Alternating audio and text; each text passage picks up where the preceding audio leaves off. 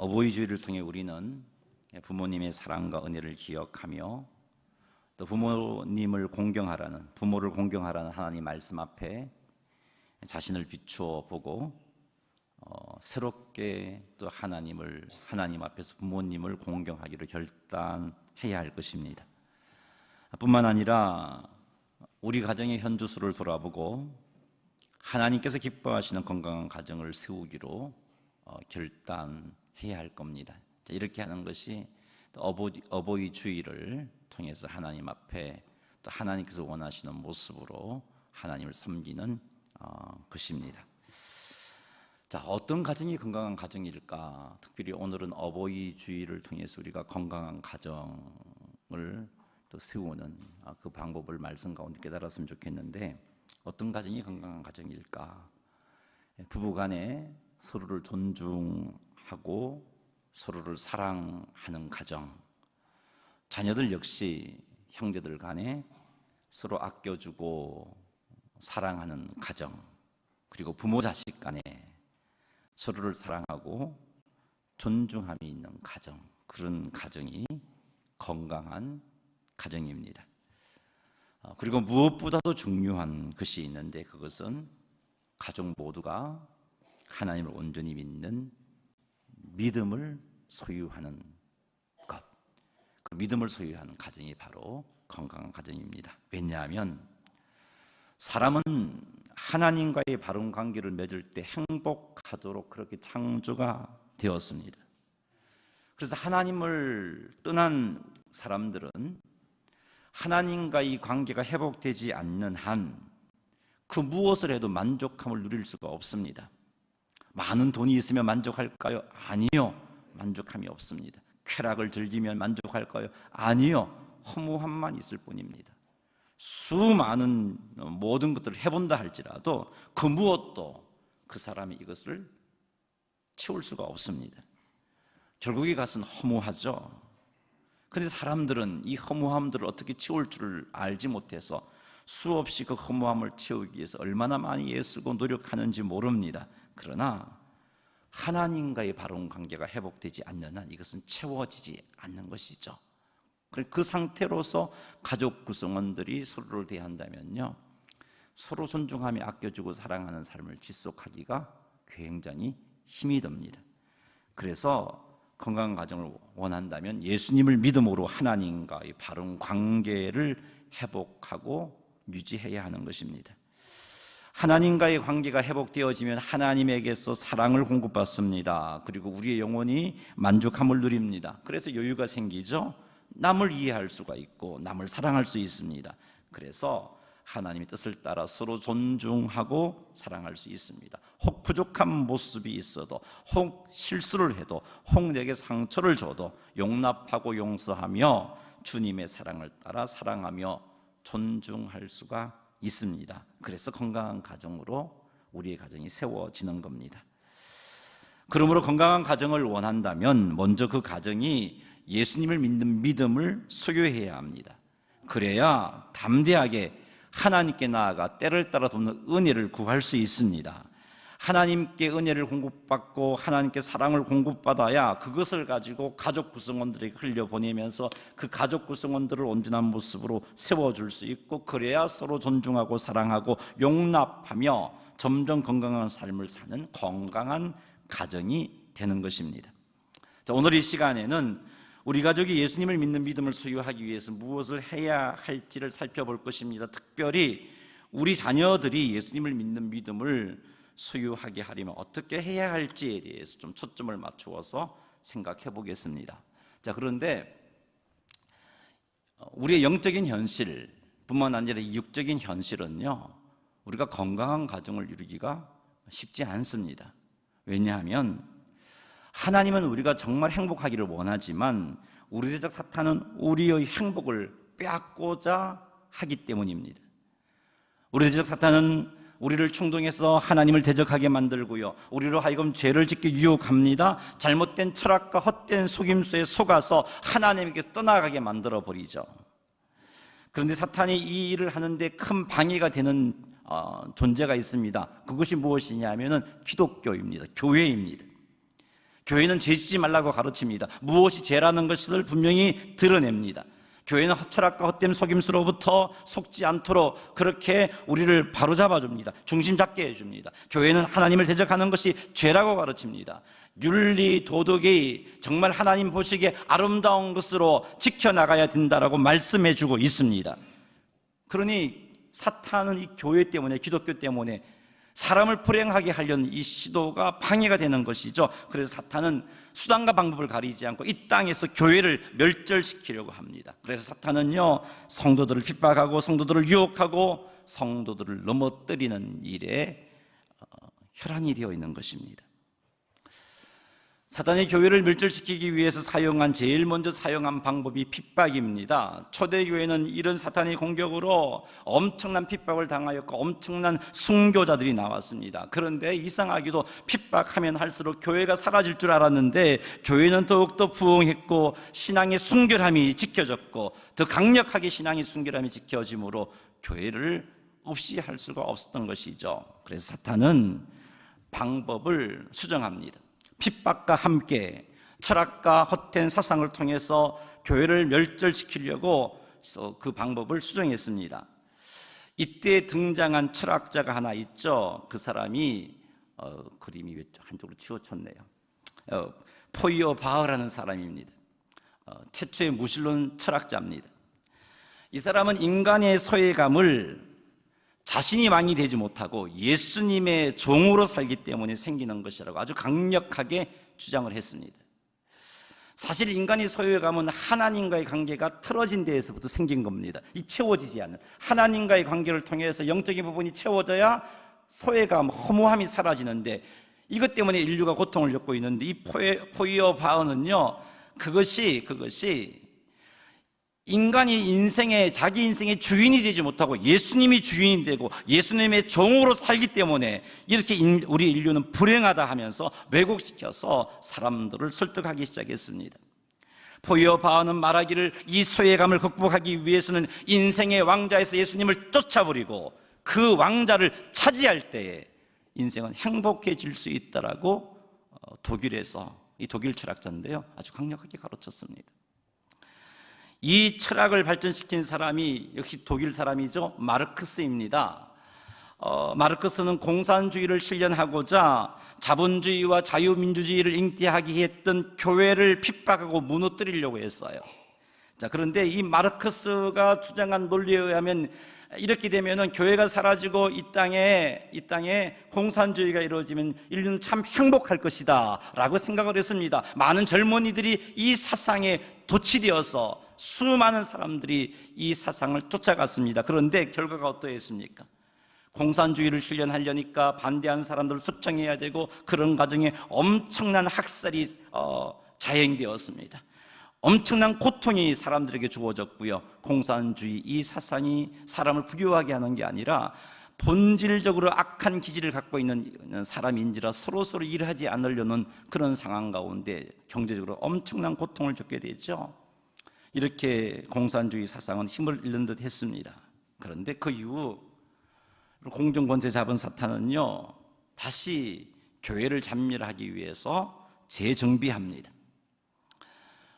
사탄은 프랑스에 일어난 68혁명을 통해서 강력하게 교회를 공격합니다. 68혁명은요, 가장 기본적인 사상이 하나님을 대적하는 기본 사상을 가지고 있습니다. 거기에다가 문화운동, 그리고 성과 윤리의 방종을 합리화시키는 운동입니다. 여기서 문화운동은 이 마르크스가 체제를 바꾸면 뭔가 될 것 같았습니다. 체제를 바꾸면 교회는 사라질 것 같았습니다. 그런데 체제를 바꾸어도 교회는 사라지지 않았던 거죠. 그래서 이 실패를 마오쩌둥이 보고서 사람을 바꾸면 된다 해서 그 중국 공산혁명이 성공했던 게 이 문화혁명이죠. 자, 이 원리를 가져옵니다. 그래서 문화를 통해서 사람을 변화시킨다면 교회를 말살할 수 있다라고 생각했던 거죠. 그래서 이 68혁명을 추정했던 수많은 사람들이 물론 사탄의 이끌어감이 있었겠죠. 사주가 있었던 겁니다. 젠더라는 이 개념을 가지고 옵니다. 이 젠더는 사회적 의미의 성을 말합니다. 이 젠더는 우리 기독교에서는 전통적으로 성별, 남성, 여성으로 나뉘어지는데, 이 젠더는 사회적 의미의 성은 이 육체적인 성, 이건 인정하지 않습니다. 성별을 인정하지 않습니다. 약 56가지의 젠더로 나누어질 수 있는데, 거기에는 남성, 여성, 트랜스젠더 남성, 트랜스젠더 여성, 시스젠더, 시스남성, 트랜스퍼슨 등등 얼마나 많은 게 있는지 모릅니다. 그 중에 내 마음에 드는 것, 내 성품에 맞는 것 하나 택하면 자기 젠더가 되는 것입니다. 남자로 태어났지만 스스로 여성이라고 생각하는 사람은 트랜스젠더 여성인 겁니다. 자, 이런 가치관을 문화를 통해서 사람들에게 집어넣으려고 계획을 세웠고 시도했습니다. 영화와 소설과 드라마를 통해서 동성애는 본인도 어찌할 수 없는 태어나면서 정해진 것이다 라는 이런 사상을 집어넣기 시작했습니다. 동성애를 보고 죄라고 하는 것은 인권을 짓밟는 것이다 라는 가치관을 집어넣었습니다. 동성애를 인정해야 한다고 영화, 소설, 드라마를 통해서 사람들에게 이 사상을 집어넣었습니다. 동성이라도 사랑한다면 결혼을 합법화해야 된다라는 메시지를 사람에게 집어넣었습니다. 여기에 철학자도 과학자도 이 메시지에 동의하는 주장을 하게 되었습니다. 이렇듯 문화를 통해서 젠더 이데올로기라고 표현할 수 있는데, 이 젠더 이데올로기를 사람에게 집어넣어서 이 젠더 이데올로기가 사람을 사로잡게 했습니다. 유럽은 어느새 68혁명에 사로잡힌 이들이 정치, 경제, 사회, 교육, 문화, 법조계, 언론계에 중요한 위치를 차지하게 되었습니다. 그리고 동성애를 죄라고 말하는 것은 탄압이다 하는 그런 생각을 집어넣기 위해 더 열심히 문화들을 통해서 사람들을 각자의 위치에서 변화시키기 시작했습니다. 그 결과 동성애가 죄라고 하면 인권을 짓밟는 것이다라는 생각들을 사람이 가지게 되었습니다. 유럽에서 말이죠. 동성결혼이 법적으로 인정받게 되었고요. 그 결과 차별금지법이 지정되었습니다. 그 결과 유럽교회는 동성애를 죄라고 말하지 못하게 되었고요. 동성애를 죄라고 말하는 기독교회를 이상한 집단으로 보기 시작했습니다. 기독교는 인권에 걸림이 되는 종교라고 사람이 생각하고 하기 시작했습니다. 심지어 영국의 공문서에서는 어떤 표현이 나오냐 하면은 기독교에 감염된 사람이라는 표현이 등장했습니다. 그리고 기독교에 감염된 사람들은 인권 교육을 시켜야 한다라는 주장을 하기 시작했습니다. 공공장소에서 예수 그리스도만이 구원자라는 말을 하지 못하게 되었습니다. 그래서 유럽 교회는 흔들리기 시작했습니다. 자, 이것을 보고 사탄은, 교회가 이렇게 타격받는 것을 보고 이것을 경험한 사탄은 GM 전략으로 세계를 지배하고자 했습니다. 젠더 메인스트리밍에서 성주류화, 우리말로 저렇게 번역할 수 있는데, 이 젠더라는 개념을 도구 삼아서, 쉽게 말해서 젠더라는 개념을 도구 삼아서 이것을 사람들에게 주입시켜버리면, 사람들을 변화시켜버리면 기독교는 말살되어질 수 있다는 그런 가치관을 가지고 이 운동을 펼치고 있습니다. 남성, 여성이라는 성별을 폐지하고 56가지의 사회적 의미의 성문화를 정착하고 이를 통해서 성평등을 이루어 교회를 말살하고자 하고 있습니다. 성평등이란 말을 들으면 좋은 것 아닌가 싶은데, 여기서 말하는 성평등은 남성, 여성의 평등이 아닙니다. 우리 헌법에는 지금 양성평등이란 말이 지금은 들어가 있지만 이걸 자꾸 고치려고 시도하고 있죠. 여기서 말하는 성평등은 56개로 나누어진 사회적 의미의 성의 평등을 말합니다. 이 같은 성평등 운동은요, 결국은 남녀의 구별을 의미 없게 만들어버리고 성별을 해체시켜버립니다. 성별을 해체시킨다는 것은 하나님의 창조 질서를 전면적으로 부정하는 행위입니다. 이것은 하나님은 존재하지 않는다는 무신론을 확산시키게 됩니다. 이런 과정에서 자연스럽게 등장한 것이 동성애 인정, 동성애가 죄라고 말하는 교회를 인권이 해가 되는 단체라는 의식이 싹트게 되었던 겁니다. 이런 과정에서 차별금지법이 만들어지고 나아가 기독교만이 구원이 있다는 주장을 하면서 전도하지 못하게 만들었습니다. 부모가 자녀에게 신앙교육시키는 것은 부모의 종교를 자녀에게 강요하는 인권 유린으로 보게 되었던 것입니다. 그런데 사람들을 이렇게 변화시키는 데는 엄청난 사상교육이 필요하지 않습니다. 세뇌시킬 일도 필요하지 않습니다. 기독교가 인권을 유린하는 종교라는 생각만 사람들에게 집어넣기만 하면 됩니다. 그건 어떻게 집어넣을 수 있느냐? GM 전략만 사람들에게 GM 전략을 통해서 사람들의 생각만 바꾸면 이 일이 가능해집니다. 결국은 하나님은 존재하지 않는다라는 가치관들이 아이들에게 생기게 될 것이고, 공교육에서 유물론과 무신론이 아이들의 생각을 사로잡게 될 것입니다. 성평등 이론만 주장하기만 하면 가능한 일입니다. 남녀라는 성별이 폐하여지고 젠더 이데올로기만 집어넣으면 가능한 일입니다. 공교육에서 성은 정해진 것이 아니고 인간이 만든 것이고 인간이 선택할 수 있다고 가르치는 것만 해도 이 일은 이루어질 수 있는 일입니다. 이런 교육을 받은 우리의 다음 세대들은요, 결국은 하나님을 부정하게 되어 있고 하나님을 인정하지 않게 되고, 이런 모습들이 지금 유럽에서 이루어졌기 때문에 유럽 교회들이 그렇게 무너져 버린 겁니다. 종교개혁의 본산제가 그렇게 허무하게 무너져 버렸습니다. 이게 지금 현재 우리가 보는 유럽에 일어난 일들입니다. 그런데 우리의 현실은 어떤가요? 우리 조국 대한민국의 현실은 어떻습니까? 사탄은 하나님을 대적하는 자들을 미혹해서 GM 전략으로 한국의 교회와 성도들도 말살하려고 하고 있습니다.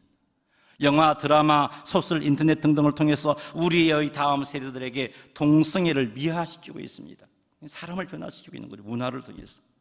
이미 학교에서는 동성애를 죄라고 말하는 것이 인권 침해다라고 가르치고 있습니다. 이를 통해 점점 학교에서는 성은 정해진 것이 아니고 인간이 고를 수 있는 것이라고 그렇게 가르치려고 준비하고 있습니다.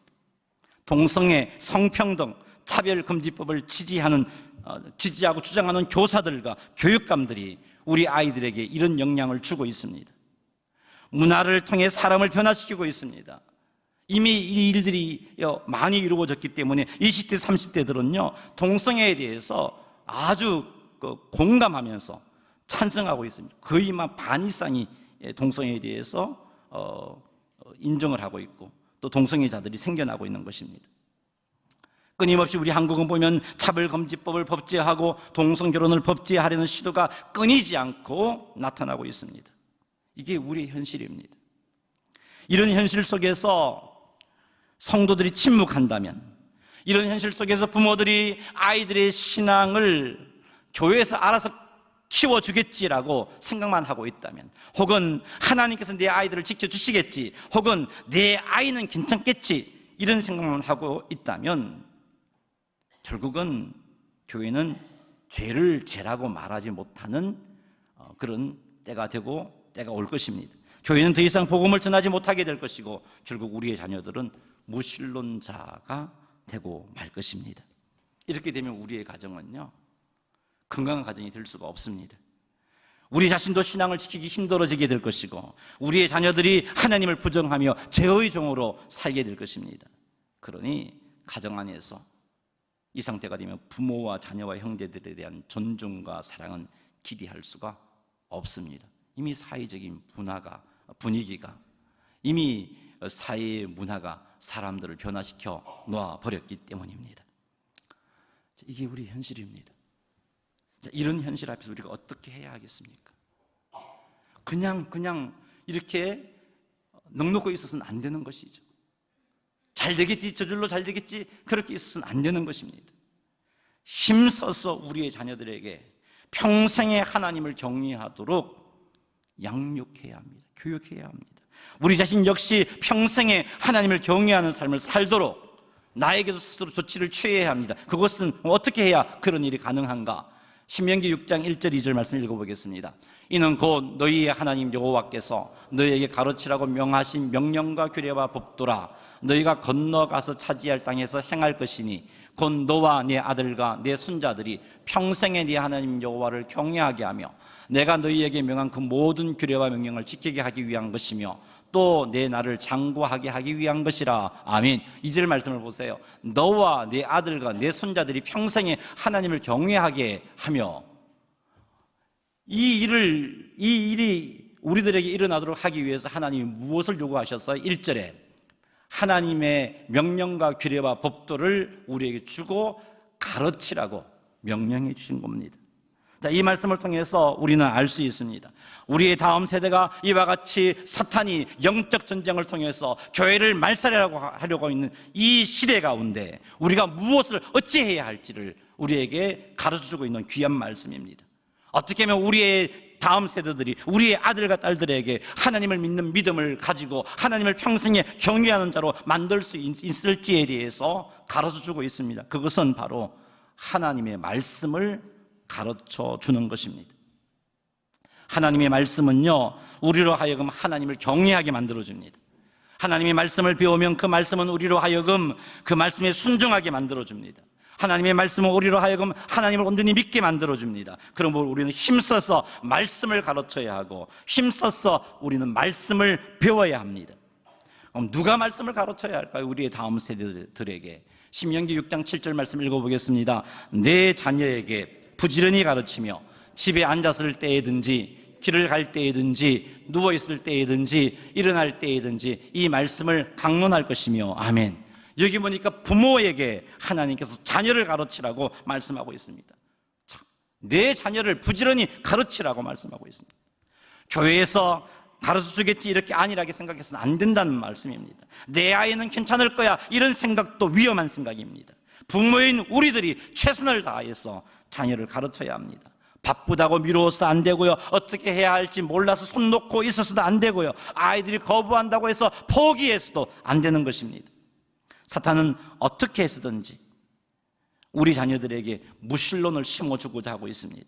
하나님이 계시지 않다라는 생각을 가지도록 문화를 통해서 우리 아이들을 공격하고 있습니다. 이 세상의 모든 존재들이 하나님의 창조가 아닌 물질에서 나온 것, 진화된 것이라는 유물론을 우리 아이들에게 집어넣으려고 하고 있습니다. 우리 대한민국의 모든 공교육이요, 진화론이고, 그리고 지금 인권이라는 미명을 가지고 성에 대해서 젠더라는 개념을 가지도록 지금 바뀌어지고 있습니다. 이게 우리의 공교육입니다.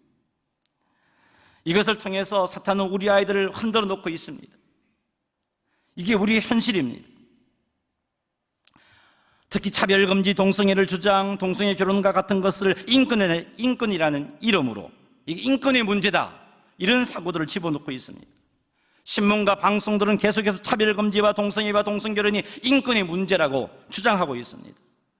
여러분, 심지어 일부 기독교 단체에서도 이런 주장을 하고 있어요. 그래서 성도들이 그것을 보니까, 그런 신문을 보니까 헷갈리는 거죠.